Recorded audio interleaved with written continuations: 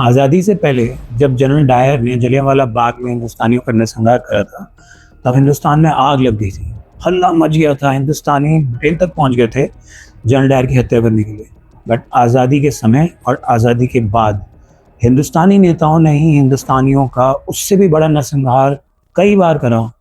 But Hindustan में किसी की चूं तक नहीं निकली, किसी ने उन खबरों की चर्चा ही नहीं करी, और अगर चर्चा करी तो भी उन्हें कोई फ़र्क नहीं पड़ा, क्योंकि वो नेता बार बार चुन के आते रहे।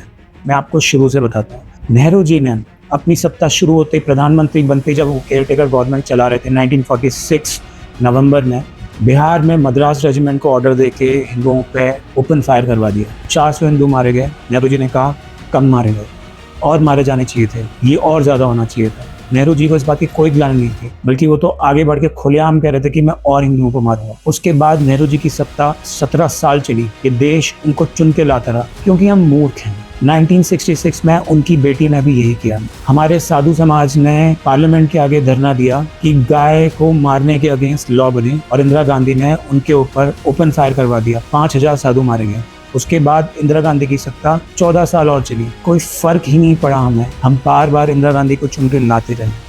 मुलायम सिंह यादव ने 1990 में राम जन्मभूमि के पुनर्स्थापन के लिए चल रहे आंदोलन में जो कर सेवक थे, उनको बाबरी मस्जिद जाने से रोकने के लिए उन पे ओपन फायर करवा दिया। 150 कर सेवक, मासूम कर सेवक मारे गए। उन्हें रोका जा सकता था, वो निहत्थे थे और वो क्रिमिनल्स भी नहीं थे। मुलायम सिंह यादव की सत्ता उसके बाद 4 टर्म्स और आई, और इमीडिएटली इसके बाद मुलायम सिंह यादव ने अपनी पार्टी लॉन्च करी, समाजवादी पार्टी, जो आज तक चल रही है और आज भी इलेक्शन लड़ रही है। और आप उसे फिर से वोट दीजिए, क्योंकि हम और आप मूर्ख हैं। हम वेट कर रहे हैं कि कल हम किसी मुद्दे पे खड़े हों और हमारा नंबर लग जाए, क्योंकि हम इसी तरह के नेताओं को चुन के लाते रहेंगे। तो कीजिए आप वोट अखिलेश यादव के लिए।